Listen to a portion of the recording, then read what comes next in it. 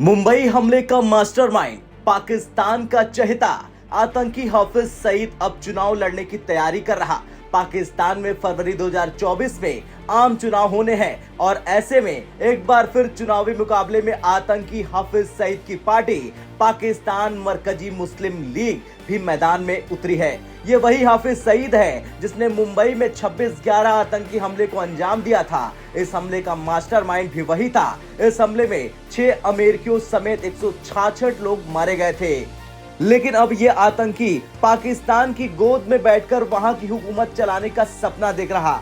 हाफिज सईद ने देश में हर राष्ट्रीय और प्रांतीय विधानसभा क्षेत्रों में अपने उम्मीदवार खड़े किए हैं। हाफिज ने अपने बेटे तलहा सईद को भी उम्मीदवार बनाया। वो लाहौर से चुनाव लड़ रहा। इतना ही नहीं, हाफिज से जुड़ा संगठन पाकिस्तान की जनता को बरगलाने के लिए सियासी एजेंडे लेकर भी सामने आया है। उसकी पार्टी चुनाव में इस्लामिक स्टेट का सपना दिखा रही। हालांकि उसकी बातों और दावों पर भरोसा करने वाले कितने लोग हैं, ये चुनावी नतीजे के बाद साफ हो सकेगा। लेकिन पाकिस्तान में बड़ी संख्या में पढ़े लिखे युवा रोजगार रहते हैं। लेकिन अब आप लोग ये समझ चुके होंगे कि पाकिस्तान ही वो देश है जहां आतंकी भी खुलकर सरकार चलाने का सपना देख सकते।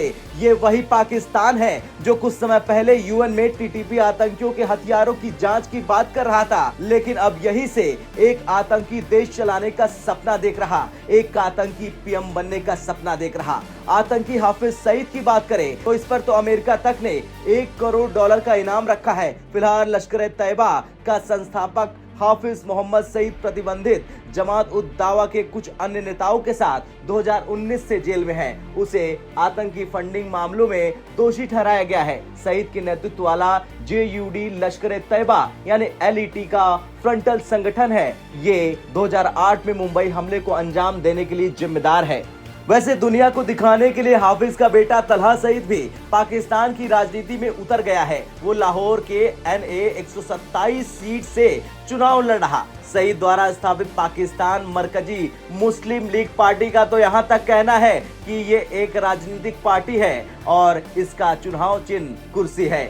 PMML की तरफ से चुनावी सभाओं में साफ कहा जा रहा वो देश को एक इस्लामी कल्याणकारी राज्य बनाना चाहते हैं। एक वीडियो संदेश में खालिद मसूद सिंधु ने कहा उनकी पार्टी अधिकांश राष्ट्रीय और प्रांतीय विधानसभा सीटों पर चुनाव लड़ी। उसने कहा कि हम भ्रष्टाचार के लिए नहीं बल्कि लोगों की सेवा करने और पाकिस्तान को एक इस्लामिक कल्याणकारी राज्य बनाने के लिए सत्ता में आना चाहते हैं। सिंधु भी चुनावी मैदान में है। वो लाहौर की NA 130 से कैंडिडेट है। वहां से पाकिस्तान मुस्लिम लीग नवाज सुप्रीमो और पूर्व प्रधानमंत्री नवाज शरीफ भी चुनाव लड़ रहे हैं। यानी इस सीट पर नवाज और खालिद सिंधु के बीच टक्कर होगी। हालांकि सिंधु ने सईद के संगठन के साथ अपनी पार्टी के संबंध से इनकार किया। उसने दावा किया है कि उसकी पार्टी को हाफिज सईद का कोई समर्थन नहीं है।